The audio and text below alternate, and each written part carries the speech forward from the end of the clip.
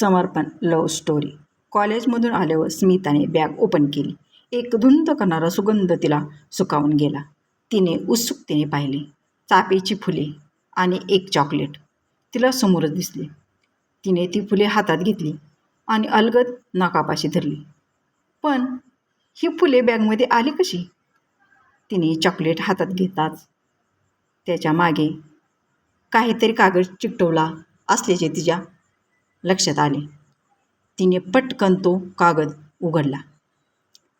I am sorry my love. मला माफ कर, मी तुला रडवले, असे बोलून आणि वागून तुला हर्ट केले आहे. पण दुसरा पर्याय नव्हता. एखाद्या व्यक्तीपासून आपण लांब गेलो तरच त्या व्यक्तीला आपल्या अस्तित्वाची जाणीव होते आणि आपली खरी किंमत कळते. आणि बघ, झालेही तसेच. तू स्वतःहून बोलण्याचा प्रयत्न केलास आणि ते माझ्यासाठी सुखवणारे होते. तुला चाफा आवडतो हे माहीत होते, म्हणून आज येताना तुझ्यासाठी चाफ्याची फुले आणली. तुला अशी चिठ्ठी लिहून संवाद साधणे आवडत नाही हेही मला माहीत आहे, तरीही हे धाडस केले आहे. पण यावेळेस कॉलेजमध्ये सगळ्यांसमोर कान पकडून जाब विचारू नकोस म्हणजे झाले. स्मिता गालातल्या गालात हसत ती चिठ्ठी वाचत होती. आत्ता ही चिठ्ठी कोणी लिहिली हे वेगळे सांगण्याची गरज नाही. ती चाफ्याची फुले स्मिताला मनातून आनंद देऊन गेली. तिने लगेच साहिलला फेसबुकवर थँक्यू मेसेज केला आणि ती फ्रेश व्हायला निघून गेली. सॉरी, साहिलचा मेसेज आला होता. It's okay. त्या चाफ्याने माझा सगळा राग पळवून लावला आहे. पण ही चाफ्याची फुले माझ्या बॅगमध्ये ठेवली कशी? स्मिताने उत्सुकतेने विचारले. ते एक गुप्त आहे. जेव्हा योग्य वेळ येईल तेव्हा सगळी गुपिते तुझ्यासमोर उघडी करणार आहे, साहिल म्हणाला. ओ मिस्टर कॉलेज किंग, जिच्यावर प्रेम करता तिच्यापासून काय लपवायचे? चला आत्ता लवकर सांगून टाका, स्मिता म्हणाली. ओके ओके, सांगतो सगळी, पण एका अटीवर, साहिलने उत्तर दिले. कसली आठ? स्मिताने विचारली. त्यासाठी तुला तुझा गोड आवाज मला कॉल करून ऐकावा लागेल. जर तू हे करणार असशील तरच मी लगेच ते गुपित सांगायला तयार आहे. साहिलने हसतच मेसेज पाठवला. अच्छा, जर तुम्ही माझ्या बॅगमध्ये माझ्या नकळत चाफ्याची फुले आणून ठेवू शकता तर माझा नंबर मिळवून कॉल तर नक्कीच करू शकता. So I am waiting for your call. स्मिताने त्याला चॅलेंज देत मेसेज सेंड केला. काहीच वेळात तिच्या मोबाईलची रिंग वाजली.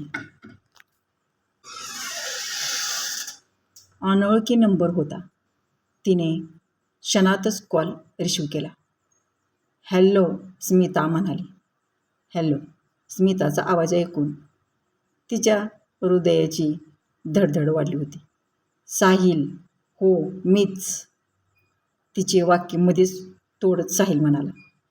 आता सांग मला, काय सिक्रेट आहे ते? स्मिता स्वतःला सावरत म्हणाली. किती ग तुला घाई? आता कॉल केलाच आहे तर थोडा वेळ शांतपणे तुझा आवाज तर ऐकू दे. पण नाही, मॅडमला जगातील टॉप सिक्रेट ऐकायची घाई झाली आहे, साहिल तिला चिडवत म्हणाला. आता सांगणार आहेस की नाही? स्मिता लटक्या रागात म्हणाली. सांगू असे म्हणतेस? बर चल सांगतोच. तुझी बेस्ट फ्रेंड आहे ना ती, कधी उपयोगी येणार. पण ती पण तुझ्यासारखीच खूप हट्टी आहे. किती मस्का लावून हातापाया पडून शेवटी तयार झाली. साहिल म्हणाला. कोण? प्रेरणा? स्मिताने आश्चर्यचकित होऊन विचारले. येस मॅडम, साहिल म्हणाला.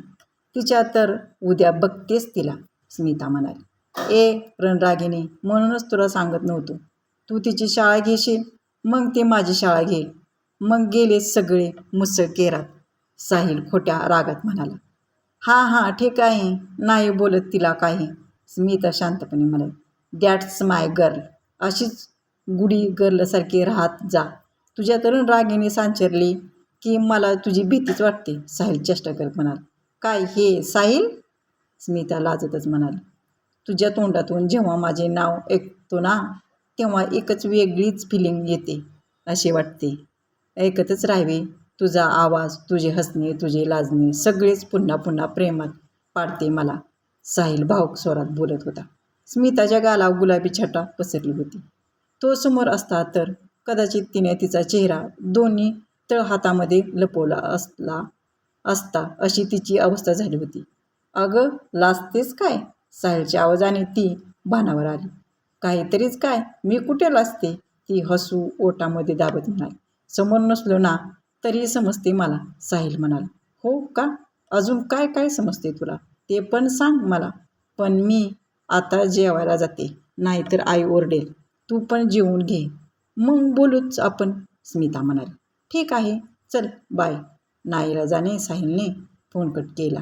रात्रीचे 11 वाजत आले होते. स्मिता साहिलच्या कॉलची वाट बघून बेचैन झाली होती. शेवटी न राहून तिनेच कॉल केला. 2 रिंगमध्येच त्याने कॉल उचलला. कॉल का नाही केलास? कधीची वाट पाहते मी, स्मिता चिडून म्हणाली. अगं मला वाटले तुझे आवरले की तू करशील कॉल, तो शांतपणे म्हणाला. अरे मला वाटले तुझा कॉल येईल, स्मिता म्हणाली. अगं वेडे, तू घरी आहेस म्हणून मी कॉल नाही केला. उगाच घरी कोणी पाहिले तर प्रॉब्लेम नको इतकेच मला वाटले, बाकी काही नाही, साहिल म्हणाला. अरे माझ्या मोबाईलला घरात कोणी हात नाही लावत आणि जरी पाहिले तरी काही नाही, तितका फ्रीडम दिलाय मला माझ्या आईबापाने, स्मिता म्हणाली. असे असेल तर चांगली आहे. मग उद्या कॉलेज संपल्यावर भेटूया.